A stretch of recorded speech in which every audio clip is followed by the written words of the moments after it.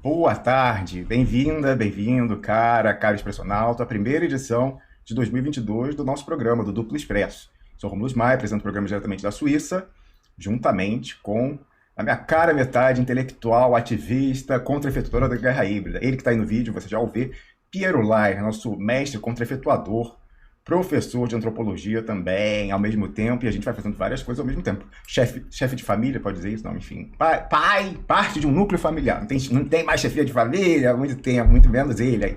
Olha só.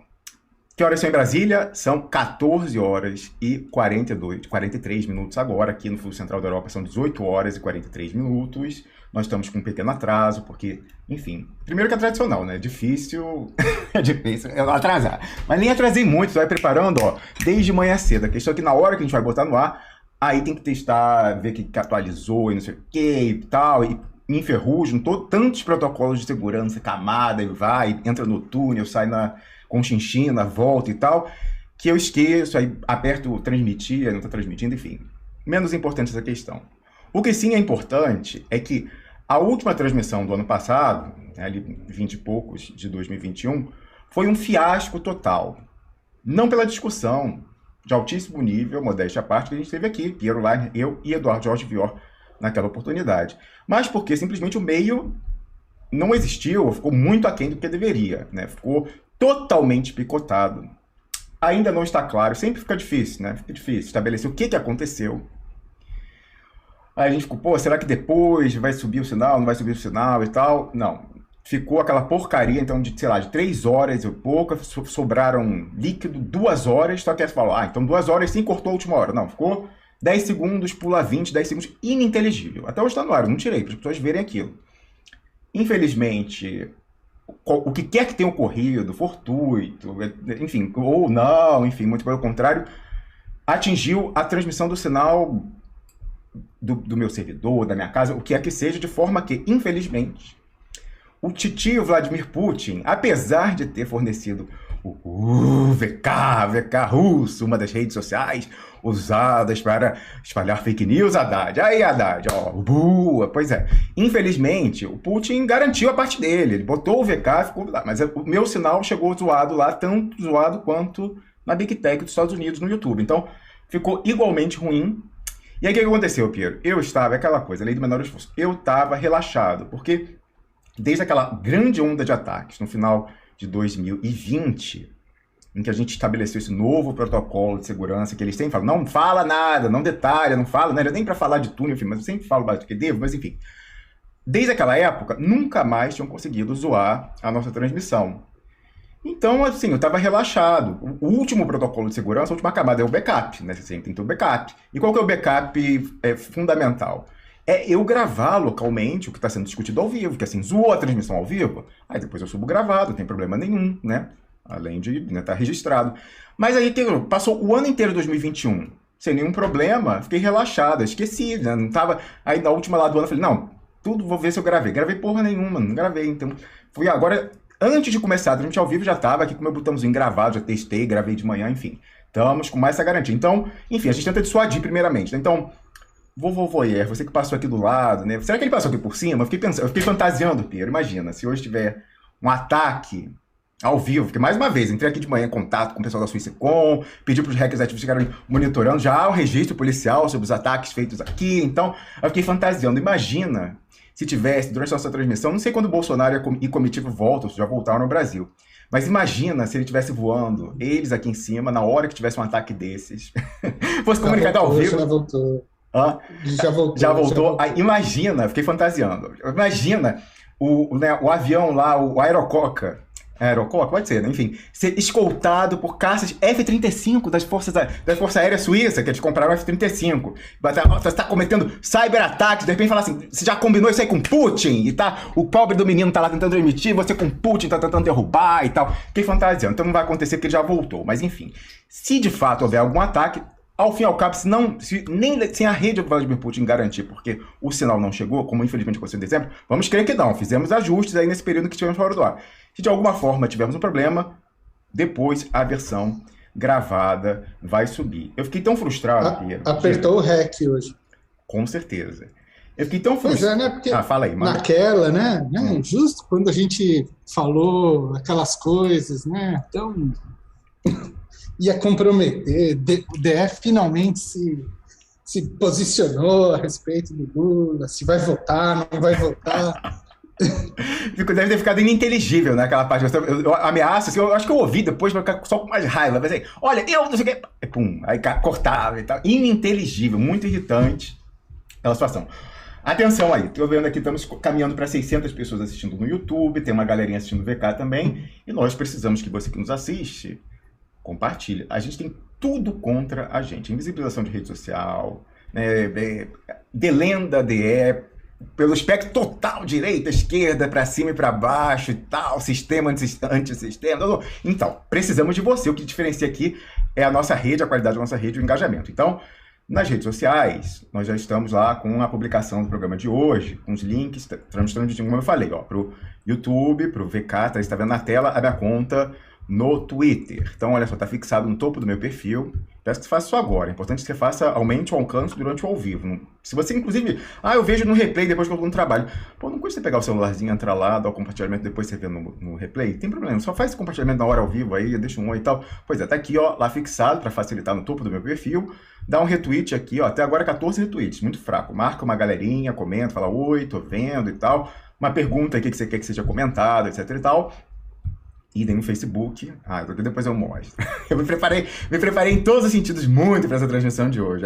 Mostrei até objetivamente números, né, que são inapeláveis. Mas enfim, tá aqui, em cima disso tá a postagem com os links da transmissão de hoje no YouTube, no VK, que eu botei, ó, estamos ao vivo, né, de volta, 18 de fevereiro, no YouTube e no Russão do Mal, boa, o VK, a rede do tio Putin, mas é de papel passado, porque o VK é controlado pela Gazprom, a gigante estatal do gás, e que é controlada pelo Estado russo, em cujo topo senta-se Vladimir Putin, que está nos topos das manchetes aí globais da mídia OTAN há semanas e do Brasil em particular, nos últimos dias, por ter algo que a gente vai comentar em profundidade. Aliás, hors concurso, né? Eu perguntei esses dias aí, o que você quer ver discutido no Bolsonaro na Rússia, comandante das forças da Rússia, o que é isso? O Brasil agora guinou, saiu, agora é Eurasiano, Brasil eurasiano, no 45 do segundo tempo e tal, e blá blá blá, o que é isso? Tal.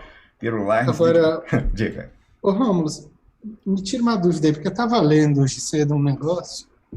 O Telegram e o VK nasceram juntos, né? É verdade, é do Pavel Eram a Durov. mesma empresa. Uhum. E depois eles, enfim, a coisa engrossou para o Telegram. E o VK foi comprado pela Gazprom, é isso? Ele vendeu, teve um intermediário aí no meio. A propriedade passou do Pavel Durov para uma empresa de internet, salvo engano, falando aqui de cabeça, tá? Uma empresa aí de provedor de internet russa, grande, deve ser a líder, que muito provavelmente, possivelmente, já tinha participação do Estado, ou da própria Gazprom, mas aí agora, recentemente, a Gazprom encampou e pegou diretamente. Foi o que saiu aí, não sei se bloco de controle, mas enfim, né? Já estava sob um controle indireto e agora está direto mesmo. O VK, que é como se fosse o Facebook da Rússia. Você mal comparando, né? O Telegram, muito mal comparando, seria o WhatsApp da Rússia, mas a gente sabe que o Telegram é muito superior tecnicamente por possibilidades infinitas, quase Da infinitas. Rússia não, né? Tá. Oh, meu Deus. Olha como é o bombardeio neurocortical. Puta que pariu. O VK é russo, né? Porque o Pavel Durov, antes de sair da Rússia, teve que sair, ó, vazado na noite ali. Ele e a galerinha dele São Petersburgo, inclusive, vocês compartilhando essa manhã. Isso vai ser relevante do que a gente tá falando aqui. É muito importante para o que passou e para o que vai passar esse ano. Mas enfim, que a gente tá vendo, né? A campanha. Mas então, o VK, né? Ele passou, ele ainda estava nas graças, eu acho, quando passou o VK para ser provedor de internet, que depois, Gazprom. Agora, o Telegram. Então ficou russo, o Facebook é russo. É aquela coisa, amigo, compartilha, vê vídeo e tal, semelhante ao Facebook, só que aquela questão de efeito de rede, né? Que você quer estar, ou tem que estar na rede que todo mundo tá. Eu tô na Rússia, eu sou russo, tô em Moscou, mas eu gosto de Facebook, porque eu sou contra o Putin e eu sou atlanticista e tal. Bom, se você quer falar com a sua mãe, que é eurasiana raiz, vai lá na igreja ortodoxa e tal, aí você não vai falar com ela, porque ela tá no VK, ela é contra o Facebook. Então, gosta ou não gosta, você tem que estar na rede que as pessoas estão. Superioridade técnica ou não. Na Rússia, muita gente está no Facebook, é verdade. Mas a grande penetração é do VK, né? Até interessante eles conseguirem manter, porque, por exemplo, o Brasil por muito tempo foi um exemplo desse, Pedro, porque o Orkut, embora não fosse brasileiro, era uma rede ocupada pelo Brasil. E aí, de alguma forma, lá saiu de moda e tal, e aí quando todo mundo foi pro Facebook, aí aquela coisa, mesmo que você gostasse do Orkut muito e tal, teve que ir pro Facebook, aí até o Google descontinuou, né? São poucos países que fazem isso. Por exemplo, a China. A China não tem esse problema de desestabilização, China continental não tem esse problema de desestabilização usando análogo de Facebook, análogo de Twitter e análogo de WhatsApp locais, né? Então, Facebook, eu não sei qual seria, mas o Twitter é aquele... É o Weibo? Eu acho que o Weibo é o Google, não sei. Enfim, aí tem o análogo ao WhatsApp é o WeChat. Aí tem lá o tal... Eles tudo tem igualzinho, assim, como se fosse um Piratex local. Mas por quê? Eles não têm obrigação. Quando eles fizeram um acordo de adesão à Organização Mundial do Comércio, eles não se comprometeram a abrir esse setor. Então eles podem ter controle e barrar a entrada de estrangeiros. O que foi a melhor coisa, você imagina, se tivesse aberto...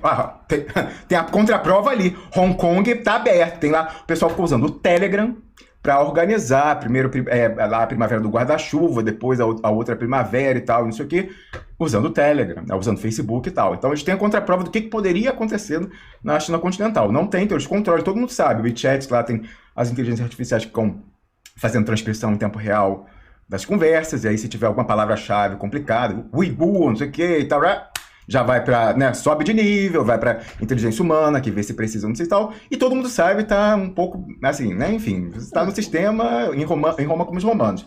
Agora a Rússia... Olha só, diga.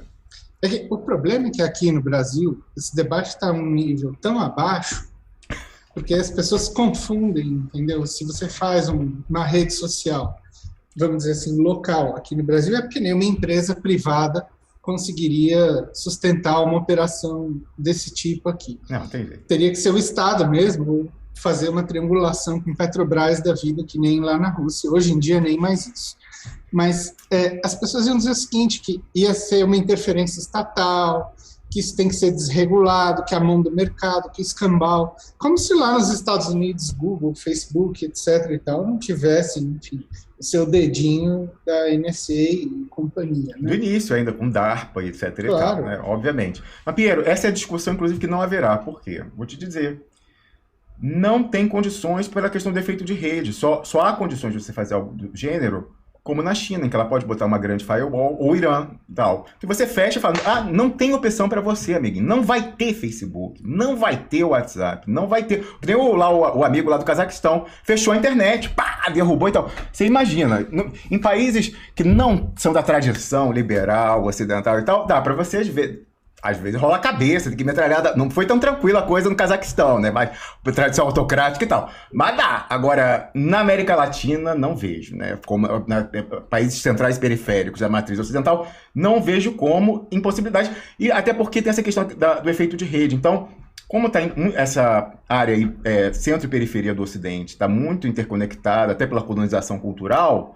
Não tá, você vai fazer o quê? Vai fechar, a pessoa não vai poder assistir série no Netflix, não vai, ela tem os amiguinhos dela fora e tal, ela tem que estar na rede com os gringos que ela segue, a Beyoncé, a Lady Gaga, não sei o quê, o Coldplay e tal. Então, não tem, é um não nicho, não vai rolar, entendeu? Infelizmente, que é ruim. E você vê, eu acho interessante isso, né? Então, um extremo é a China, que tem a capacidade técnica, é bala na agulha, para ter a rede de dentro bloqueada e controlada e tal, em alguma medida. A gente tem o outro extremo, que é a gente que é assim, pernas abertas total, viva com isso e tente se virar com isso, né? Então, jogando contra, com terreno inclinadíssimo, quase em vertical. E no meio, geograficamente, até estrategicamente, nessa questão, tá a Rússia, que é aquela questão, é meio asiático, é meio ocidental, é meio liberal, é meio iliberal e tal, é meio, né, europeu etnicamente, mas misturado ali com os mongóis, tartaros, não sei o que e tal. Então, aquela coisa meio híbrida, que você tem o VK sendo a maior, de alguma forma eles conseguem, mas você tem também o pessoal do Facebook e fica o Vladimir Putin, às vezes, tendo que, né, o pessoal tentou fazer uma micro primavera na eleição parlamentar e tal. Enfim, né, o cara tem esse desafio de não ter o controle total que os chineses têm, não tem como voltar atrás, fechar, por exemplo. Quando o próprio Putin estava no governo, quando a Rússia fez a adesão à Organização Mundial do Comércio. Então, certamente esse setor, ele já deve ter se comprometido a não poder fechar mais. Isso se a população pudesse aceitar, né? Enfim. Eu não sei, é uma questão muito interessante que está colocada, mas eu acho interessante olhar essas diferenças que a China nunca vai abrir isso, né? Só se fosse idiota e quisesse cair, né, o regime.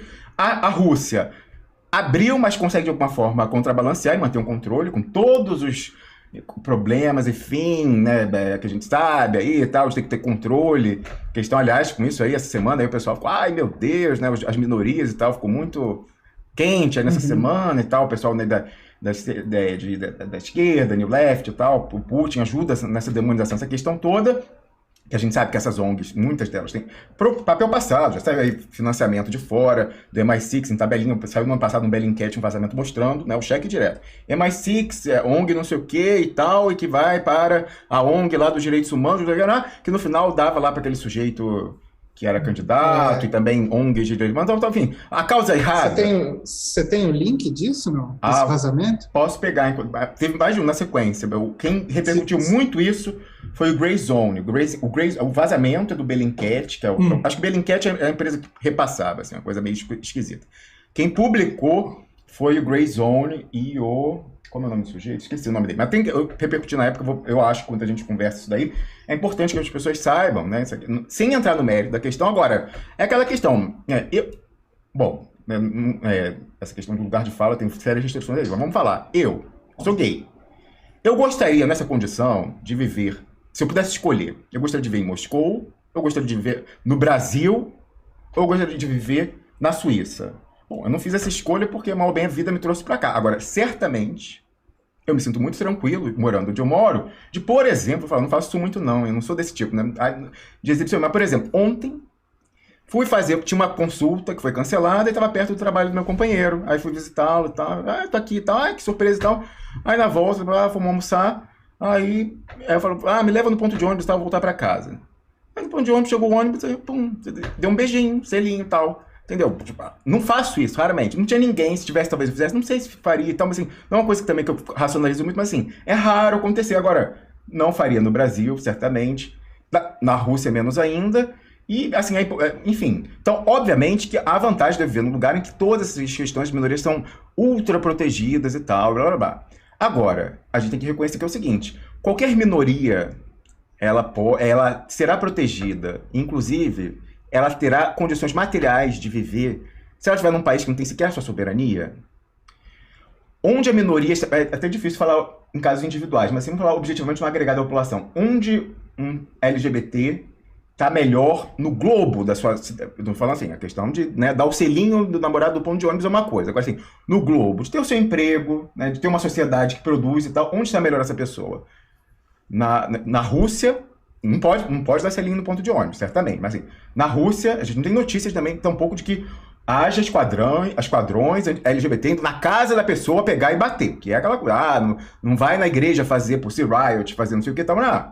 Agora, é um país que, mal ou bem, né, preserva sua soberania, por causa disso pode preservar uma grande presença do Estado na economia, que, por exemplo, preserva a soberania sobre as maiores riquezas do país, que são as riquezas minerais, inclusive a gente vê a questão do gás, a questão tecnológica, armamento, etc e tal, e por isso a gente tem um desemprego baixo na Rússia, muito mais baixo que no Brasil, muito mais baixo, inclusive alguém aí colocou no Facebook, eu estou comparando os países G20, está assim, metade, um terço do desemprego do Brasil, com todas as sanções em cima. O Brasil não está com sanção nenhuma, muito pelo contrário. Então, um LGBT hoje está melhor na Rússia, no geral, né, na sua vida, se ele tem emprego e tal, ou ele está melhor no Brasil?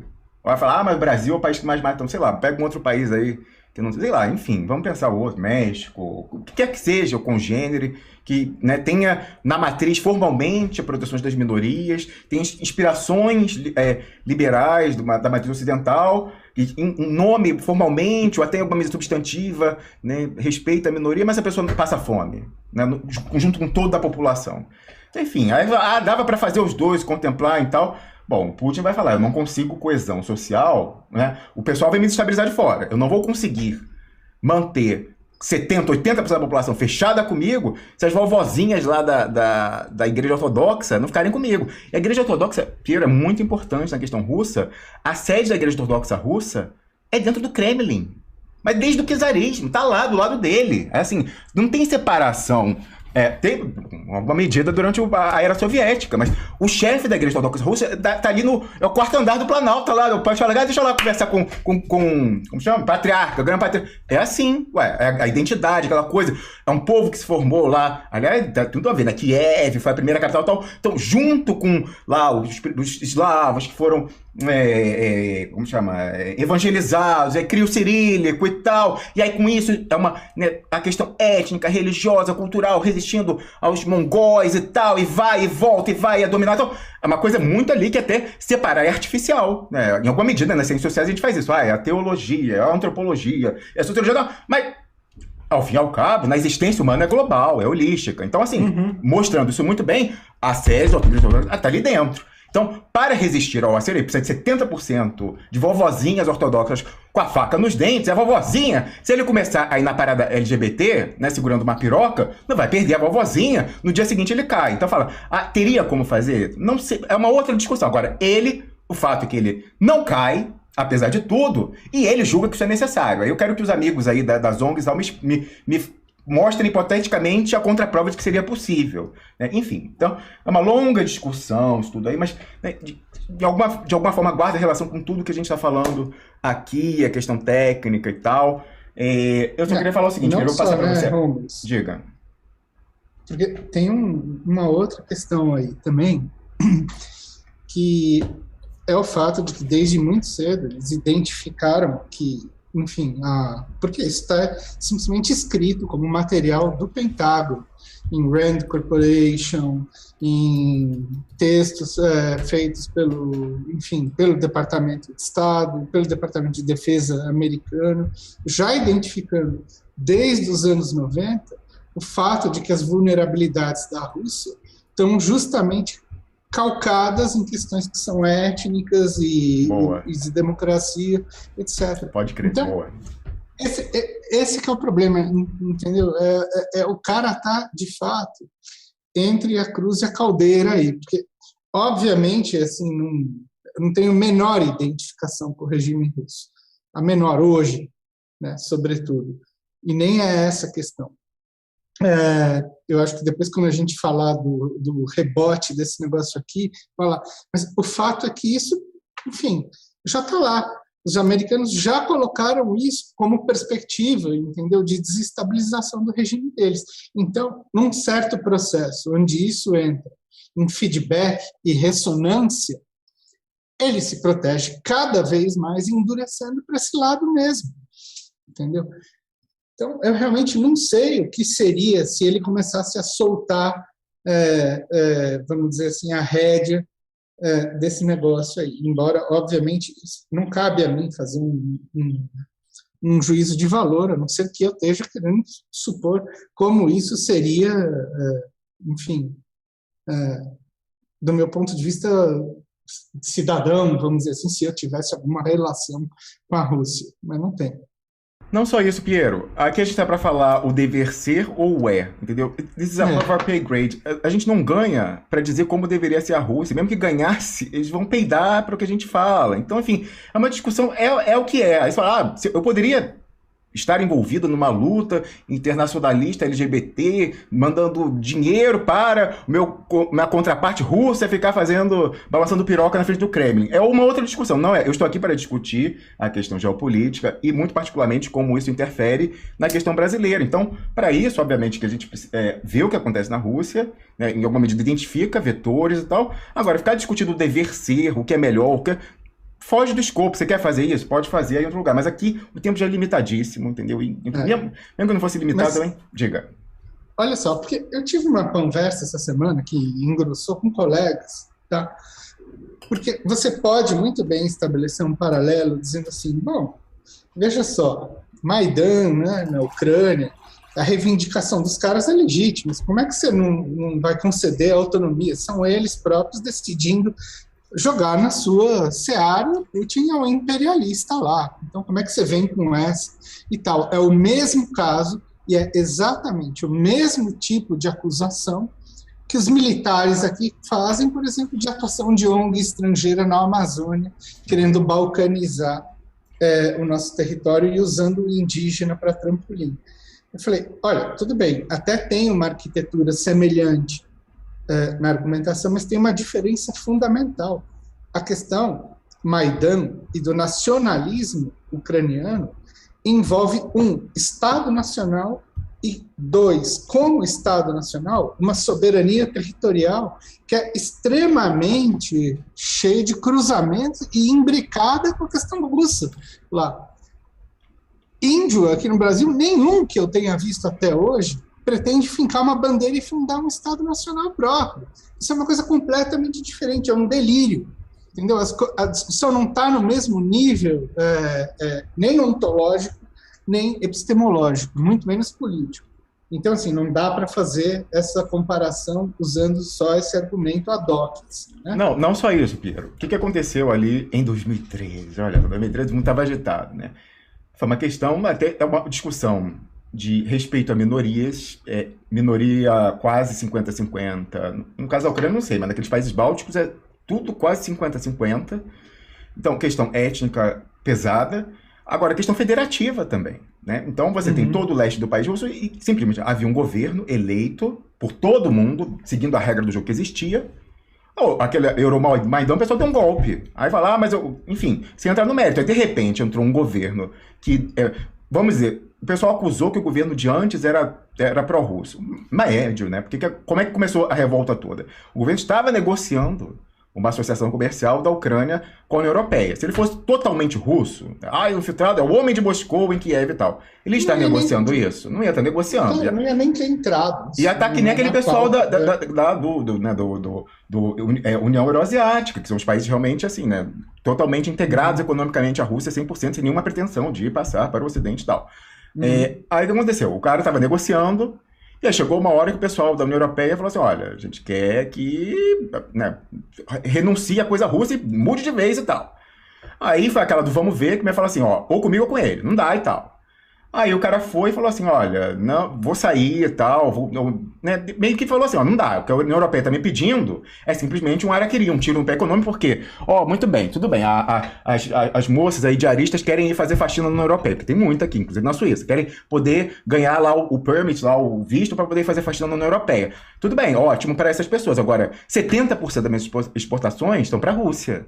Aí eu vou agredir e renunciar a isso, então fazer um desemprego massivo, porque tem as moças que querem fazer faxina na União Europeia. Acontece mesmo, eu vi uma palestra uma vez aqui de uma pessoa, doutoranda no instituto em que eu fiz doutorado, que era dessa parte de migrações, e ela falava da questão tecnológica, por exemplo, que era muito comum hoje em dia, por causa já dessa coisa da internet, de Zoom e tal, que falava era nessa época da Ucrânia, que era muito comum as ucranianas aqui fazendo faxina, fazerem a lição de casa com o filho via Skype e tal, não sei o que. Então, o que eu tô falando aqui é anedótico, mas é um pouco anedótico amostral também, que tem isso. Tinha muito esse interesse dos vistos e tal para poder vir. Essa é a cerejinha que a União Europeia fica, para o pessoal vir aqui e tal, você tem que fazer e tal, e, né, hostilizar Moscou. Aí o cara foi e falou, olha, não. Aí nessa hora, não sei como é que já estava preparado, estava agendado, era 2013 e tal, eu sei que ativaram lá todas as células enterradas, aí começaram aquela confusão, desestabilização, derrubou o sujeito e entrou um governo que simplesmente assim. Então eu acho, assim, pelo que eu estudei, o sujeito era meio que assim, ficava no equilíbrio, mas na hora que falou, é drama, tem que escolher, falou, olha, não vou assassinar 70... É verdade que o cara desceu a borracha na praça, entendeu? Não foi fácil ali o negócio. Agora, o que é controvérsia é a questão dos caiu. Snipers. A questão dos snipers ali é meio... dizem que é false flag e tal, enfim. Pode até ser, mas enfim. Mas até aí, confusão já feita. E estava coalhado de policial e força de segurança ali. Assim, não houve a contra-efetuação nos mesmos termos, entendeu? De criar, vamos dizer assim... Bom, também teve, né? Você viu que o pessoal lá do Donbass também teve protesto, também teve morte lá. Quer dizer, o reverso também aconteceu ali, só que isso não foi espalhado pela Netflix, como está sendo agora, diga-se de passagem. Exatamente. Então, essa questão ucraniana, como você estava falando aí, é muito complexa, da questão federativa, né, a questão étnica, antiga e tal.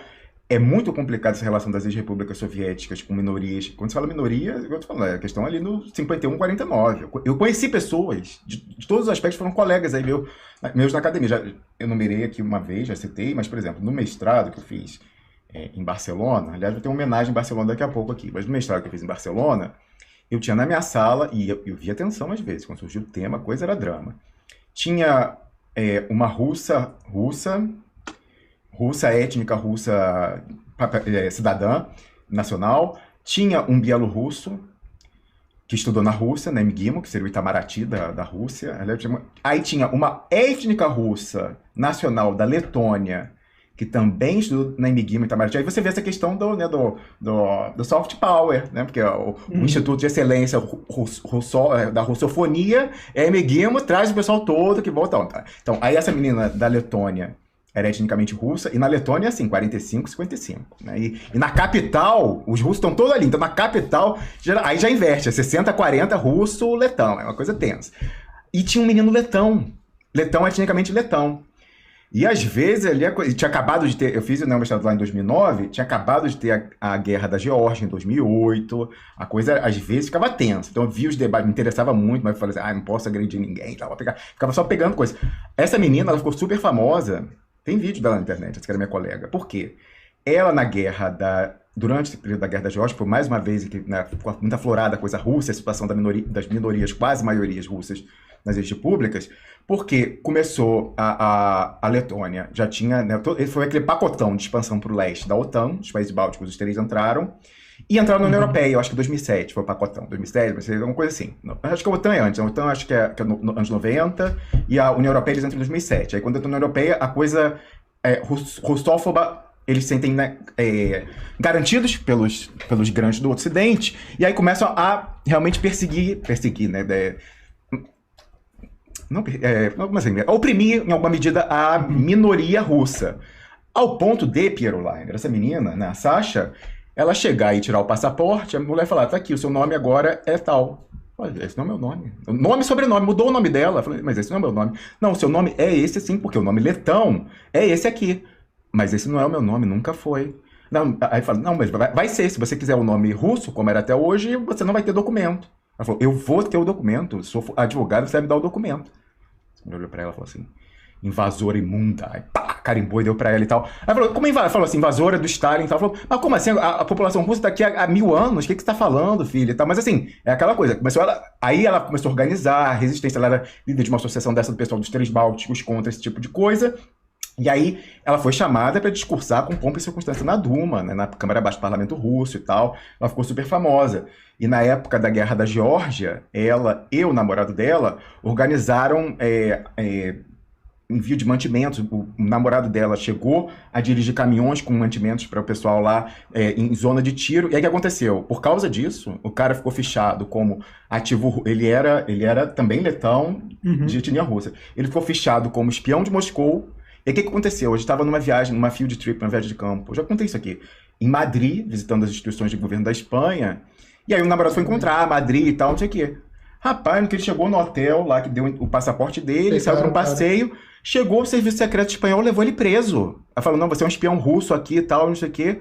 Os dois, eu só soube depois, a gente só soube muito tempo depois, mas foi levado e tal, aquela coisa, sem advogado, não sei o quê. Aí no final, depois de um dia e tal, soltaram eles. Mas a coisa assim, é muito tensa, por causa, ficharam, né, os ocidentais ficharam ele como espião russo e não sei o quê, porque ele fez a coisa de... Então, a coisa é muito complicada dessa região, não tem nem como comparar com ONG, não sei o que tal, em outros países, e, enfim, é uma questão ali realmente complexa que, como você falou, se não fosse, deveria ser explorada por adversários estratégicos como os Estados Unidos. Ele vê a tensão étnica e tal, milenar, né? Aliás, uma vez eu já citei isso aqui também, no debate presidencial francês da outra rodada, do outro ciclo, em 2017, eu achei muito interessante, começou essa discussão, a Rússia, não Rússia e tal, não sei o quê. Aí alguém fez uma provocação dessa, você, Jean-Luc Mélenchon, que era então candidato e é de novo. Porque esse pessoal aí e tal, o Vladimir Putin tá ameaçando os bálticos, a Ucrânia, eles têm problemas de fronteira. Bom, ele falou, os russos têm problemas de fronteira com esse pessoal há 1500 anos, né?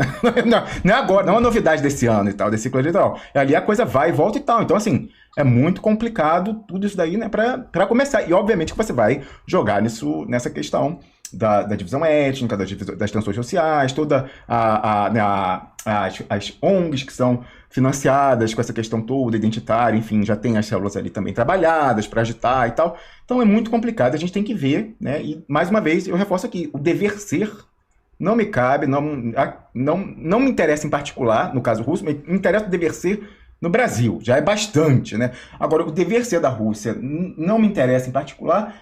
E o que me interessa aqui, para inclusive do Brasil, é ver o que é e o que tem isso de impacto para a questão global e da questão global para o Brasil. Correto? Mas você disse que nas ciências sociais é mais complicada a coisa no Brasil, né, Piero? Não, eu acho que é exatamente esse ponto, porque a transferência para cá foi automática, né?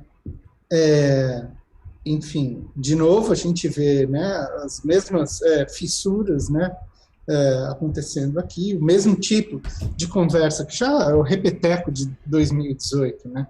O acionamento vamos dizer assim, da coincidência das imagens construídas com 1000 ramificações aí, que vão de Putin como como é que se chamou? Eu achei muito bom. O cossaco invasor. Da Sibéria. Né? Da Sibéria, sei lá. Enfim. Os cossacos estão chegando. Pois é, isso aí. E é claro, né?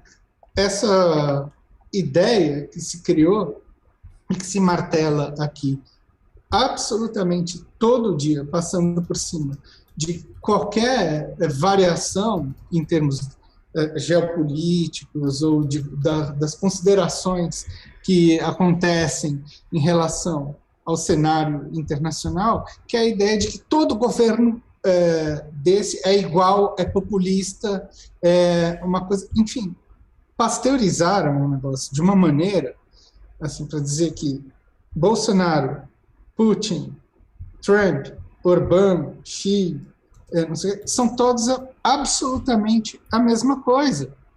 E é incrível que o Bolsonaro foi até lá e ele conseguiu explorar esse jogo para fazer é claro, porque, desculpa, assim, vamos falar a real, não foi política internacional que ele foi fazer lá. Não foi. Foi política doméstica aqui.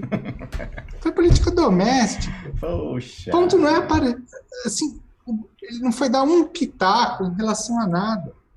O ponto foi produzir a identificação dele como parte de um clube de líderes populistas que vai jogar o outro lado, o consenso contrário, que é a única coisa que esse cara faz. Produzir consenso contrário o tempo todo.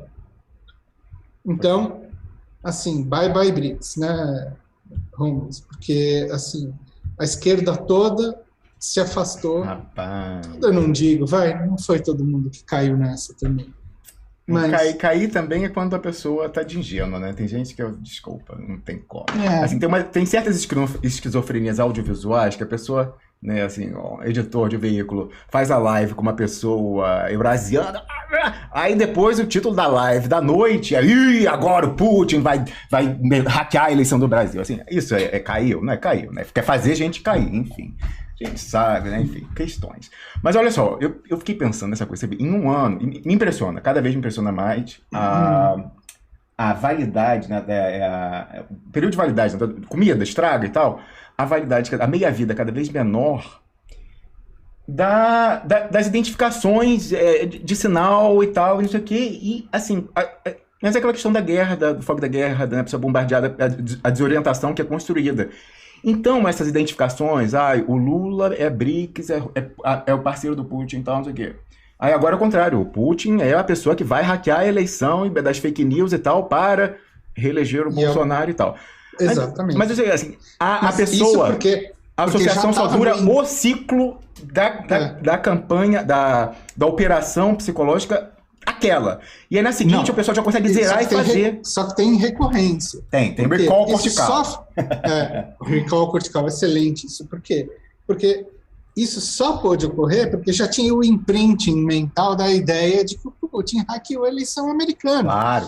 E que ele era pró-Trump. E que, portanto, se ele foi pró-Trump lá, é óbvio que ele vai ser pró-Bolsonaro aqui. Não é que ele era pró-Trump, Pedro. Ele elegeu o Trump. Ele elegeu o Trump. E a gente não pode esquecer jamais que ele tentou ser amigo da Dilma e levou uma banana, né? Quando ele alertou, Erdogan, o outro populista, autoritário, etc. e tal, né? Alertaram, se liga que vai ter golpe aí. Rapaz, mas então, eu tava com muita coisa assim, mas coçando para falar sobre isso. Por quê? um certo senhor ex-presidente, a candidato a presidente da República de 2018, o senhor Fernando Haddad, veio com essa... Ai, o que quis dar a lacrada do dia. Bolsonaro foi à Rússia ver as últimas tecnologias de fake news na eleição. Não foi o Haddad... Não é que foi que ele falou, não. Escreveu, verba volant, scripta manent, num texto publicado na Piauí, falando, olha, o Putin avisou e o Erdogan avisaram a Dilma e o Lula que ia ter primavera no Brasil, que a NSC e lá demais instrumentos tecnológicos de televisão foram virados para o Brasil e que ia ter primavera. Pô, botou. Era fake news isso. Ele falou, eu vi, eu testemunhei e tal. Aí já foi, aí teve, né, polêmica com a Dilma dizendo que era mentira, ele foi e reafirmou recentemente. Aí ele agora diz que então era fake news quando ele avisou, era fake news quando ele escreveu, ele é a fake news em pessoa, enfim, eu não sei, sabe? Assim, me irrita muito, mas cada vez vai ser cobrado? Não vai ser cobrado. Esse que é o problema. Ninguém vai cobrar, Piero, a contradição dele lá atrás botar de papel, passar na Piero. O Putin avisou, ele é da fake news do Bolsonaro ou ele era o amigo que avisou que os americanos iam dar o golpe no Brasil, Haddad? Me explica, quem que é a fake news? Você é a fake news? Rômulo, assim, eu não tô brincando. Essa semana eu tava vendo alguma hora do dia, esse negócio de Globo News, que tem aquele painel que fica um monte de gente, alguém lá falou, não, mas o Telegram não é um aplicativo russo, ele está nos Mentira. Emirados. Ele foi Jura? Lá. Olha que surpresa! Um deles falou isso lá. Eu não estou brincando. 20 minutos depois, outro entra e estava ouvindo e fala, e o aplicativo russo, Telegram, etc, etc. Assim, não ouviu. Se ouviu, bateu e voltou. Essa história está sendo falada aqui, pelo menos, desde 2019, quando começou esse rolo da Vaza Jato. Sim, isso foi amplamente espalhado. E as pessoas continuam insistindo nessa ladainha de Telegram é aplicativo russo. Isso é perigoso, então, assim, que o Putin controla, tinha tudo isso. Na época, o Sérgio Moro, né? Eu aqui, cara, você é testemunha, você tá das antigas. No dia que saiu aquela história de Vaza Jato, no dia... Pessoal, ai, olha aí, Rômulo mais sabe, então eu falei, gente, cautela com essa história. O gringo, o truqueiro, a gente conheceu dos carnavais, a história do Snowden e tal. Vamos ver o que vai acontecer. Mas aí, quando, né, já saiu nos mensagem do Telegram. Eu falei, vai ter coisa esquisita. Aí entrei em contato, quer dizer, entrei em contato não, tentei de todas as formas, sinal da fumaça, mandei e-mail pro saque, você viu o que aconteceu. Então, mandei tal, a que funcionou no final foi uma singela consulta pública no Twitter, fui lá numa postagem do perfil oficial do Twitter, do Telegram no Twitter, e falei, olha só, sou jornalista brasileiro, a imprensa brasileira está dizendo que o Telegram foi hackeado, ou o Telegram, a rede Telegram foi hackeada, eu acho que é uma coisa diferente, eu acho que, na verdade, invasão, que tenha sido, foi nas contas e tal, entre em contato, por favor, e tal. E aí eles responderam, horas depois, responderam publicamente, falaram, não teve hack nenhum da nossa script, acesso indevido se houve, foi abrindo a conta e tal. Isso aí foi uma repercussão. Aí saiu no Globo, saiu o UOL, né? Alguns dando meu nome. O Globo falou que era assim, internauta. Não botou link, botou nada e tal. Foi lindo. O Globo falou, um internauta perguntou e tal. Pois é. Aí aquilo ali. Aí eu falei, cara, tá esquisito isso. Aí o Sérgio Moro compartilhou a matéria antes de eu conseguir essa resposta do Telegram. Assim, olha aí, o Globo botou o Telegram, saiba qual é esse perigoso aplicativo controlado por Moscou e tal, não sei o quê. Aí o Sérgio Moro foi e compartilhou, quando era então ministro da Justiça e tal. Olha aí, gente, olha que tal. Aí eu falei, olha, isso aí tá, né, o gringo... Glenn Greenwald sempre falou mal do Telegram, e fala, não, bom é o Signal. Isso quer dizer que o Signal é ruim? Não quer dizer que o Signal é ruim. Inclusive, os hackers ativistas que falam que o Telegram é bom, é auditável, falam que o Signal também o código também é auditável. Só que aquela questão, não são equivalentes, como não é equivalente com o WhatsApp. O Telegram, ele é o WhatsApp junto com um YouTube, junto com o Facebook, junto com com site, portal e o cacete, porque você tem canais com assinantes ilimitados, que você tem comunicação com a sua base direta em tempo real, você tem os grupos com interação até 200 mil cada um, você pode fazer 50 mil grupos, enfim, pode ao infinito, se assim as pessoas conseguirem. Transmissão de vídeo em tempo real, então já tem hosting de vídeo, você tem a questão toda de você poder ter contas sem ter a identidade preservada, você pode acessar... Estou esquecendo aqui, mas assim, são várias questões de segurança, de preservação da identidade e tal, de você não precisar identificar um número de telefone, você pode ter só uma conta e tal. Então são várias camadas que dão segurança à pessoa para se proteger da surveillance, da vigilância de quem quer que seja, dentro de casa, fora de casa. Então, lá em Hong Kong você viu o pessoal fazer primavera. né? Vai saber onde mais que serviu. Agora, em outros lugares, né, pode ser... Então, se você está contra o local, e o local, enfim, não está alinhado com o Telegram, é a sua garantia contra o Leviatã, em alguma medida de alguma proteção da sua identidade, etc e tal. Mas é a única com escala técnica possível para você conseguir influenciar movimentos de comunicação em massa que não está sediado na Califórnia. Não, não, na Califórnia é o único, porque você tem Twitter, você tem WhatsApp, você tem Facebook, você tem YouTube, Google, etc. Todos estão no controle do Deep State dos Estados Unidos, de acordo com o Patriot Act. Fala, olha, você tem que... Big Tech e tal, os caras falam, ó, pá, abre aí a nuvem, abre e tal. Legalmente, eles estão obrigados, inclusive estão impedidos de dizer para a pessoa, olha, a NSA pediu para abrir aqui o seu arquivo e tal. Você já viu o tamanho das instalações da NSA que fica lá em Utah, encravado no meio de umas montanhas? É uma cidade ali, onde estão servidores que simplesmente grampeiam tudo.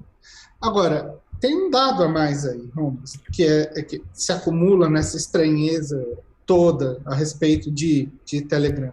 Porque a spoofing revelou que são 7 tera de dado, né? Vai saber se o número é esse mesmo. Vem cá. O celular bacana em 2019 tinha quanto? Uns 128 GB, né? Tudo bem, é impossível dizer que esses 128 GB estavam ocupados só pelo Telegram e pelos backups. Faz o cálculo aí de quantas contas nos servidores do Telegram, sei lá onde, precisariam ser hackeadas para o cara puxar esses 7 tera para o HD dele. É impossível. É evidente que é uma estrutura de governo que grampeou esses caras desde o começo. Evidente. E fez um negócio. Assim, fora que a gente não viu um vídeo, um áudio, um print screen, tudo foi mudado. Não, a gente não, mas o gringo truqueiro, o Glenn Greenwald e o mini-me dele à época, já não estão mais, né, o Demore, fala, tem áudio, tem um vídeo, eu botei que vai, tem áudios, tem vídeos, tem não sei o quê, estamos esperando até hoje, cadê os áudios e vídeos? Aí fala assim, tá sendo operado e tal, né, assim, né, o que custou o enterro, assim como o que custou enterrar o acervo Snowden, 98% do que foi entregue. Bom, isso é uma questão. Agora, a outra questão é que enquanto não sai um áudio, um vídeo, o cara pode ficar lá repetindo o Sérgio Moro, o quê? Eu não reconheço a autenticidade disso, pode ter sido trucado. Agora, ano que sai um áudio, aí chama um perito, o Ricardo Molina, fala, não, isso aí não tá trocado, ou então não serve, não tá. Então, o áudio e o vídeo é inapelável. Arquivo TXT, fala, não é, botou um ponto, botou uma interrogação, alterou, botou um não, inverteu o sentido e tal. Pois é, uma tarja. Pois é, então assim, quando tem aliás, um vídeo, em Greenwald, um vídeo que não saiu pelo gringo e não saiu tampouco por Lula e advogados, pelo que a gente ouviu, teria vídeos num chat do ex-ministro da Justiça. Eu acho que ele estava no cargo naquela altura, né? Porque ele era José Eduardo Cardoso, então, ministro da Justiça Dilma Rousseff, mandando, não sei se era vídeos, tinha, lembra? E a gente tem aqui o arquivo, a gente tem a pessoa falando, mais uma pessoa falando dessa questão e tal. Pois é, então, no acervo que foi entregue ao Lula por meio da sua defesa, inclusive, isso foi circulado, Piero, você sabe disso, ali pro petit comité, porque tem aquelas disputas internas de poder ali, poder jurídico, de prerrogativas e tal, não sei o quê. Para queimar essa ala, vamos lembrar que o presidente do Prerro é um, né, de fato, digamos assim, laranja do José Eduardo Cardoso, sócio de papel passado com aquele Marco Aurélio Carvalho. Esse pessoal, inclusive, ficou todo o tempo tentando tirar o Lula como cliente dos advogados, que a gente nem Valesca Teixeira. Havia um conflito ali evidente. Inclusive, esse Prerro, esse nome surgiu como grupo de WhatsApp, era o nome. Os dois foram colocados e chegou a um ponto, publicamente, os dois saíram do grupo de WhatsApp, aquela coisa. Fulano deixou o grupo e tal. Saiu na imprensa, nas notinhas naquela altura. Então, uma coisa assim, muita gente sabe, mas assim, até de sair notinha plantada, como a coisa era tensa e como esse pessoal tentava desestabilizar, tirar, não sei o que e tal. Hoje em dia tá todo mundo amigo no jantar do Prerro, né? Todo mundo best friends forever. Agora, até chegar a foto-op de poder, estamos todos amigos, tem que dar um chegar pra lá. E na hora do chegar pra lá, não sei quem, digamos, sabemos quem, mas não diremos quem, fez circular no petit comité o vídeo e os áudios e os dados de inteligência que José Eduardo Cardoso passou via WhatsApp para Deltan Dallagnol. Então isso serviu, foi operado internamente para poder chegar naquela foto-op ali, todos felizes e BFFs, né, Best Friends Forever, no jantar do Prerro. Então, é esse tipo de coisa enterrada, né, operada por mais de um ator, né, por diversos fins, que fazem 7 e tantos tera virarem 128K de ponto .txt, Pierolai, né? É claro, porque, vem cá, e se fosse só TXT, assim, acho que 7 tera, né, dá quanto? A biblioteca do Congresso americano de texto. Não cabe. O negócio, se for só o ASCII-2 mesmo, é isso. Olha, e falar uma coisa, hein? Essa história aí, do circulação do Peru, nós temos áureos. Eu, né, Juru, no século XXI, temos áureos. Temos mais de um áureo tratando essa questão, né? Enfim, se me desmentir no ar aí, não falei ninguém. Mas se viesse, por acaso, desmentir, temos áureos. E aqui tem café do bullying, dossiê guardado. Olha isso. Só. Aliás, eles podiam ter, por exemplo, publicado todas as coisas da Vaza Jato pelo Intercept americano. Não ia estar sujeito às leis brasileiras. Interessante. Né? Nunca me ocorreu isso.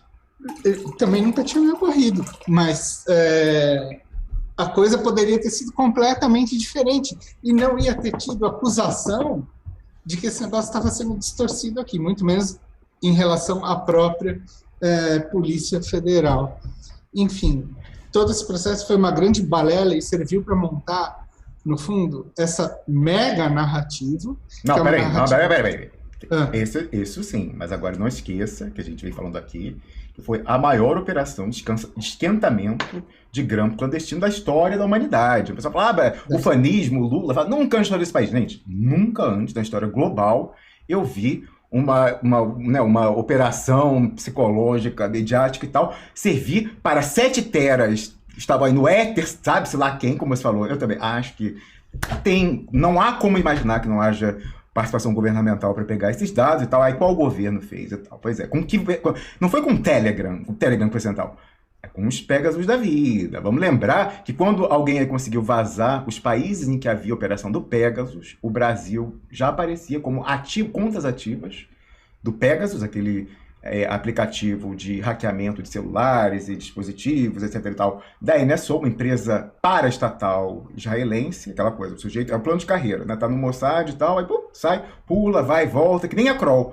A Kroll, já falei aqui, para todos que hoje me falou, que né, lá numa daquelas operações Chacal foi da batida do escritório da Kroll em São Paulo, a sede, o chefe das operações era um coronel da Israel Defense Forces, no território brasileiro, né? Então, da ativa. Né? Então, assim, ali a questão da sinergia iniciativa privada pública em Israel está muito bem resolvida e muito sinérgica, né? Inclusive. Então, assim, NSO é a mesma coisa. Aí, com esse aplicativo, lá, quando o pessoal conseguiu vazar, já tinha IPs operando no Brasil, naquela altura. Aí você fala, era alguém fazendo, né, usando um túnel e tal. Bom, né? E aí, o que a NSO fala oficialmente, lá no release, quando ela é criticada? Eu só licencio para forças de segurança de países. Não vendo para empresa que quer espionar empregado, não vendo para tabloide que quer grampear celebridade, não. Eu só vendo licença para governos lutarem contra terrorismo e crime. Bom, se é verdade, e se esses IPs do Brasil eram de uma força de segurança do país em que os IPs estavam, então o Brasil, forças de segurança, presume-se em nível nacional, federal, GSI, então, do Etchegói, em 2018, já teria, né, um instrumento capaz de fazer 7 pontos tantos tera saírem do éter e chegarem na mão de alguém desde 2018, ao menos. Agora, isso precisa ser esquentado, que é aquela questão, Pedro, que a gente está falando aqui. Com dossiê bom, né? Dossiê bom é dossiê guardado, mas dossiê com dente. Eu tenho um dossiê que eu não posso fazer nada, assim, eu tenho sua palavra dito quanto não dito. Não, mas é aquele assim, não, eu esquentei, tá aqui, inclusive, porque teve uma operação lá em Araraquara, isso pode entrar na justiça como prova e tal. Aí você pega e bota o dente a pinça, juristocracia, né, a operação casadinha, juristocracia, com a inteligência clandestina e tal, e aí o dossiê guardado passa a ter poder, Piero, lá, né? Com um detalhe, né? Quando saiu aquela reportagem, que eu nem lembro mais quem colocou, em algum desses sites aí, esqueci, Grey Zone, sei lá, falando desses rolos dessa NSO israelense, você lembra, enfim, que tinha um gap entre o faturamento e o preço que eles cobravam por grampo, por telefone, que era uma coisa gigantesca. Eu acho, salvo engano, que essa foi a Moon Nova Alabama, não foi? Moon Alabama, exatamente. Assim, era um negócio que, enfim, o tanto de faturamento corresponderia, sei lá eu, o quê? 100 mil telefones, vamos dizer assim, que eles instalariam. E eles disseram que tinha o quê? 70 ou 120 telefones grampeados aí pelo mundo. Agora, para você ter 7 teras, se foi esse mesmo programa usado, se foi, né? Que é o que tudo indica, então você precisa pensar que os caras simplesmente estavam extraindo dados do telefone de todo mundo. Entendeu? E compraram muito mais licenças, muito mais do que a gente pode imaginar. E é óbvio que isso não vai vazar nem que a vaca tussa. 2 casinhos nos mostram que isso é muito, não é só capaz, é quase certo. Por quê? Teve gente que não tinha sequer o Telegram instalado no celular e teve o celular hackeado pelo hacker e tal, plantado na imprensa. Vou dar 2 nominhos aqui, inclusive, né, com alguma distância ideológica. O ex-presidente Lula, que sequer smartphone utilizava aquela altura, e eu tenho aqui, né, inclusive foi autorizado aquela altura, né, eu liguei quando saiu na imprensa, Lula foi hackeado e tal. Eu falei, Lula, que eu saiba, ele não tem smartphone. Aí eu entrei em contato com o Cristiano Zanin, advogado, vem cá, não sei o que. Ele falou, não, realmente, o presidente não usa nem smartphone, como é que vai ter hackeado? Se não tem smartphone, não tem conta no Telegram, muito menos, como é que teve a conta no Telegram hackeada? Essa, né, eu publiquei, não vi ninguém mais ir atrás dessa contradição. Agora teve uma que foi pública, e aí foi quando o pessoal começou aquela operação de ter que destruir o acervo. Lembra que o Sérgio Moro era ministro? Começou assim, não, tem que destruir e tal. Aí teve aquela coisa, o STF não quer que destrua e tal. Começou uma coisa assim, meio esquisita. Foi o Rodrigo Maia. Ali foi virada. Aquela altura ele era o presidente da Câmara, e aí saiu também. Rodrigo Maia também é um dos alvos do hacker e tal, não sei o que, é o Rodrigo Maia. E falou, eu não tenho Telegram, como é que... Aí começou a coisa, ih, gente, alguém falou demais, aí não, começou aquela coisa. Foi tanto furo naquela altura que, né, quem nos acompanha desde aquela época sabe que ali tinha alguma coisa muito esquisita que sendo trabalhado pelo gringo truqueiro. Não, Telegram é inseguro, bom é o Signal. Bom, Signal é bom, mas só serve para você trocar mensagem com a sua mãe, assim, porque você tem que ter o número da pessoa e tal, não tem canal, não tem nada assim, para isso serve, né, para mandar nude para namorada. Agora, para você ter um alcance de 200 mil pessoas, 5 milhões, não. Aí o Signal não serve, acho que é por isso que o gringo truqueiro fala Signal, não gosta do Telegram. Agora, ele, Sérgio Moro, Globo e tal, não sei o que, todo mundo tá tentando queimar o Telegram para ter aquele recall cortical desde 2019. Agora, também, enquanto isso, né, ali o de curto prazo, foi o maior esquentamento da história universal de grampo clandestino, ou tentativa dele. É verdade, mas não é só queimar o Telegram, é porque eles precisam ter um vilão ativo para manter a narrativa. Porque, olha só, gente, o ponto é o seguinte, o que se fala desde 2019 o tempo inteiro? Só em ataque hacker, em segurança eletrônica. Todas assim, o Estado já foi atacado em todas as frentes. Quer dizer, essa coisa da urna eletrônica, dessa adesão do Bolsonaro a esse tema, que já existia antes, tudo bem, vai. Mas, enfim, faz parte desse processo gigantesco que vamos chamar de cyberwar, infowar, guerra híbrida, ou sei lá eu como é que vai... Tanto faz qual é o rótulo que se aplique a isso. O fato é que hoje nada está fora dessa narrativa. E a gente vê justamente esse negócio operando tintim por tintim. Né? Então, é o seguinte, a viagem do Bolsonaro à Rússia, eu acho que, acima de tudo, teve esse propósito, de alimentar a ideia de uma insegurança geral nos sistemas eletrônicos brasileiros, produzir certas associações e, de novo, esquentar a história do Telegram. Isso está evidente na fala, tanto do Barroso quanto do Fachin, que, enfim, deu de barato essa história, né? Se a gente já está de ataque, como é que eles podem assegurar que as urnas são 100% seguras? Né? É incrível, né? Então, sendo que ninguém falou na imprensa. Né? O cara diz, não, a urna é 100% segura. Aí o cara chega, o próprio diz, não, estamos sob ataque dos russos. Se a urna é 100% segura, como é que vai ser atacado? O que é 100% seguro não tem como ser atacado, certo? Deveria ser certo, Piero. Olha só, você falou aí do Gray Zone, né? No caso você queria fazer referência ao Moon of Alabama, mas eu lembrei da dívida que eu estava aqui, comentei no ar, que o Grayzone conseguiu aquele vazamento do Bellingcat, das ONGs lá, recebendo grana, ONG de direitos humanos, que era, na verdade, grana do MI6 da Inglaterra, mas não consegui encontrar, ainda tá difícil aqui, mas vou encontrar. Até o fim do programa, já abri aqui, vou encontrar, peraí, The Pro-Imperial Socialist. É que eu tô encontrando, eu tô encontrando uma outra que eles me ajudaram aqui, que foi quando eles levantaram a grana para Jacobin, que é do pessoal aí, que já tem até comunista marxista dizendo que grana da CIA é uma ótima, né, uma coisa saudável e importante, né, para... A gente chegou nessa antes, a gente tá de olho nessa galerinha há muito tempo. Mas então, eles conseguiram o funding aí esquisito da Jacobin gringa, da original lá, que é, né, cópia e cozinha dessa galerinha aí no Brasil. Mas por isso tem tanta coisa marcada, né, a gente tem tanta sinergia com o pessoal do Grayzone que fica difícil encontrar a publicação em questão. Mas vou encontrar até o fim do programa. Olha só, estamos, por incrível que pareça, falando coisas muito convenientes aqui, que certamente não ajudam na visibilidade da nossa transmissão, mas estamos com mais de 1.200 pessoas assistindo a gente apenas no YouTube. Pois é, então eu queria reforçar aí, se você não curtiu o programa, curta, compartilhe esse link do YouTube, também o nosso site com o VK no Facebook, no Twitter, tá, os dois postagens estão lá fixadas no topo do meu perfil. Vá pro Telegram, seja rebelde, vá pro Telegram, vá contra o Barroso e tal, enquanto ainda pode. Mas tem pessoal que fala, ai meu Deus, mas e se esse pessoal conseguir caçar? Então, o pessoal tá falando, aliás, a ex-chefe... Fala aí. Como é que faz isso? Tem como os caras desinstalarem o treco do teu celular? Eu não sei, só meio...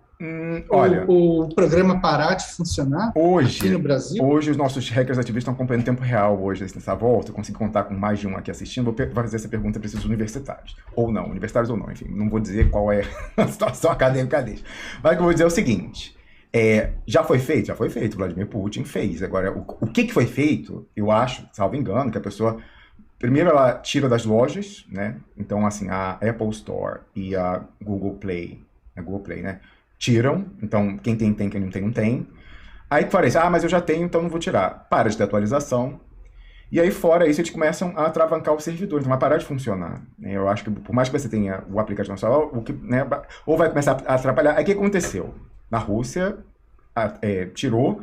E aí, o Pavel Durov, porque naquela altura a Rússia era, não sei se ainda é o seu maior mercado, não vai tirar o cacete. E aí montou uma estrutura de servidores proxy, em que a pessoa que já tinha, ou não sei se tinha como baixar, às vezes é coisa de baixar, não posso baixar da loja, você baixa em site e tal. Então, sei lá, tinha um site hospedado na PQP que a pessoa podia baixar, se não tinha, mas, sei lá, 100 milhões de pessoas já tinham, não, sem exagero, acho que eram 30 milhões de usuários na Rússia e tal, uma coisa assim. Já tinham na sua máquina, podiam seguir atualizando e tal, sei lá, via site, e o servidor, que o Vladimir Putin falou, vou bloquear e tal, o cara montou uma estrutura que ficou fazendo, aí ficou 2 anos banido oficialmente da Rússia, e todo mundo usando.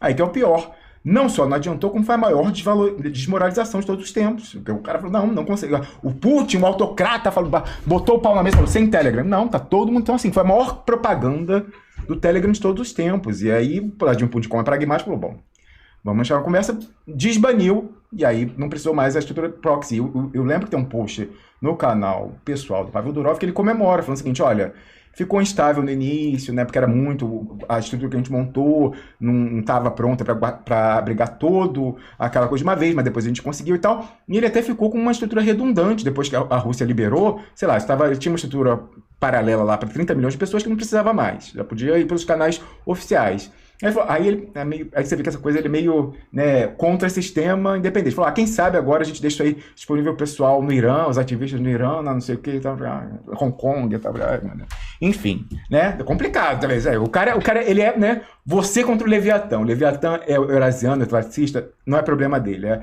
Você que se vira com o seu Leviatã particular e quem está acima do seu Leviatã particular. Mas então, o Telegram tem essa questão aí que resiste bem, né? Peraí, já mandaram o seguinte, atualização em tempo real, obrigado. O bloqueio é normalmente nas App Stores, como eu falava, e nos servidores DNS, para derrubar as conexões mesmo. Mas você pode baixar, vou começar a falar grego aí, pessoal, mas enfim, só para saber que tem jeito, gente, tem jeito. Você pode baixar o APK em outro lugar, APK é aplicativo, não sei, enfim. Em outro lugar, ou alguém pode te mandar um arquivo de instalação também. Mas o que eu ia falar, inclusive, né, um pedido aí de uma pessoa que me ajuda na moderação, foi o seguinte, olha, vocês têm que começar a dar o tutorial, porque quando ou se fizerem esse banimento no Brasil, né, o Barroso já falou, o TSE pode, se o parlamento não fizer. A ex-ministra-chefe da SECOM, secretária de comunicação de Dilma Rousseff, a jornalista Helena Chagas, publicou um chamado, né? Vamos bloquear o Telegram? Na semana, lá no Brasil 171. Pois é, rapaz. Você quer saber? Diga. Eu duvido que eles queiram fazer esse banimento. Eu duvido, porque eles vão perder a joia da coroa, que é o grande vilão, entendeu? Com o qual eles juntam todo o bloco solidário para dizer que o negócio está sob ataque. Ou seja, se normaliza tudo, Holmes, eles têm um problema. E dois, e principal, eles vão perder o controle de quem eles vão banir ou não da eleição. Porque eles vão precisar desse tipo de coisa para qualquer um que der uma como é que a gente pode dizer, uma escorregadinha, ser punido pelo TSE. Faz um favor, Piero, pega o seu celular aí e dá play naquele vídeo que você mostrou antes de a gente entrar no ar. Bota aí pra gente, para ilustrar o que você está falando. Peraí. Então, do que foi feito em 2018, Peraí. o registro será cassado. E as pessoas que se fizerem irão para a cadeia por atentar contra as eleições e contra a democracia no Brasil. Vou passar de novo. Se houver repetição do que foi feito em 2018, o registro será cassado. E as pessoas que se fizerem irão para a cadeia por atentar contra as eleições e contra a democracia no Brasil. Ramos, eles estavam dormindo em 18? É isso? Eu não entendi. Foi aprovada uma nova lei que criminalizou condutas que não eram crime? Por que então a de 2018 não foi presa ainda? Ele é o judiciário falando que se repetir vai fazer. Mas não teve alguma inovação legislativa nesse período que a gente não está sabendo, né? Deve ser aquelas publicações secretas do Diário Oficial, porque não me consta que algo tenha passado a ser crime para 2022 que não o era em 2018, Piero Lara. Eles vão prender general tuiteiro agora também? Vão? Não, realmente, eu tô aqui. General, né? Coronel, sargentão, vão, e aí? Ai, é demais. Não, assim, a pessoa tem que ter cara de pau para fazer desse jeito, tem que ser muito canastrão para ter assim. Que o discurso todo ainda foi, né, de que a Patrícia Melo Campos foi aquela laureada com o prêmio jornalista da liberdade, mártir da liberdade de imprensa global no Washington Post, essa moça? Enfim, atacada na sua integridade, e foi mesmo, feminina e tal, papapá. Mas, claro, foi, enfim, porque tudo isso é decorrência posterior. Jamais vou defender qualquer espécie de bullying, achincalhamento, ou então ameaça por parte desses boçais, que só servem para fazer isso. Você vê essas coisas como, assim, são coincidências, no sentido de que, né, ocorre de novo. Essa moça, a Patrícia Campos Melo, ela, né, teve essa questão aí controversa do áudio, do Caixa 2, supostamente o Bolsonaro pedindo Caixa 2 para o empresário para disparo em massa de WhatsApp. A gente tem relato de mais de uma fonte dizendo que isso foi dado por alguém que conseguiu isso no PT para ela, na Folha de São Paulo, rodou na redação, ela pessoalmente mandou uma mensagem privada falando: não passou na minha mão, se teve isso aí eu não vi.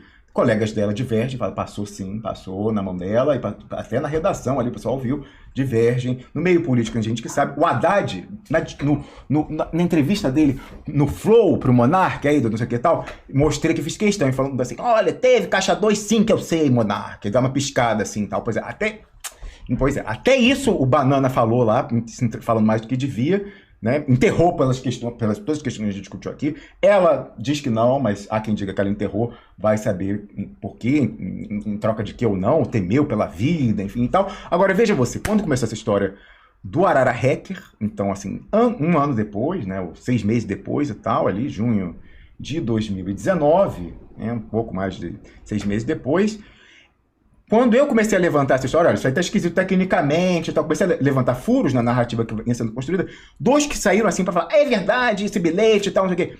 Ela Tem aí trocas públicas de tweets. Ela e o Pedro Doria do Globo, né? Que era o jornalista setorista de tecnologia do Globo. Mas os dois saíram, qualquer coisa que eu levantava de furo, os dois, não, mas é isso mesmo, é muito fácil. Aí ela, usando o lugar de fala, inclusive foi muito fácil, eu lembro quando hackearam meu celular, é assim mesmo e tal. Para de ficar desconfiando da narrativa oficial, olha, não sei, mas o pessoal tá sempre, né? Coincidência, tá sempre, sempre, né, nessas roubadas. E detalhe, hein? Detalhe, porque o Alexandre de Moraes, nessa sessão aí, que deve ter sido a posse dele agora, é isso? Não sei o que é raio que ele estava fazendo. Não, posse não. Quem assumiu foi o Fachin, né? Ele disse antes, ele falou desse caso da Patrícia Melo Campos, e antes ele citou, e fez questão de ser muito enfático, alguma coisa sobre o gabinete do ódio. E o que é o gabinete do ódio? Ele é uma espécie de atualização do Windows do que era o Luciano Hang na campanha, com os disparos em massa de WhatsApp. Quer dizer, são duas ficções que montaram para blindar quem, Holmes? Quem? Quem falou que em 2018 foi o maior influenciador do submundo da internet em todas as redes sociais? E aí, o Alexandre de Moraes vai prender o maior influenciador de 2018 de todas as redes sociais? Ele vai falar quem foi? É simples. É simples. É só ele pegar. Ele vai lá na própria página do maior influenciador das redes sociais de 2018 e pode ver essa frase saindo da boca de quem? Do chefe do Centro de Comunicação Social do Exército, General Rego Barros. Então, assim, numa boa, agora é a versão de que o gabinete do ódio, assim, o negócio estava lá na Rússia, inclusive o cara, que eu esqueci o nome, Tércio, alguma coisa, eu acho que foi antes, junto com a comitiva diplomática, para preparar o terreno para o Carluxo negociar o ataque hacker às eleições no Brasil. E já estão dizendo que o Bolsonaro enquadrou os 3 comandantes de força para irem junto com ele lá, entendeu? Porque ele quer ter todo mundo na mão, entendeu? E botou eles no bolso. De novo, a versão do Bolsonaro, o opressor, e coitados dos militares, tendo que aguentar toda a sanha golpista deles. Agora, vamos falar a verdade, vamos? Assim, era só uma questão de bater o não, porque assim, você levou para a Rússia o ministro da Defesa, o chefe de Estado-Maior das Forças Armadas, os 3 comandantes de força. Olha que puta irresponsabilidade que é isso, Ramos. Você levou simplesmente toda a cabeça, todo o comando das Forças Armadas brasileiras para fazer o quê? Para ser grampeado lá na Rússia? Não, em um avião, foram vários aviões, Piero Leindro. Se caísse o avião, o Estado ia ficar acéfalo.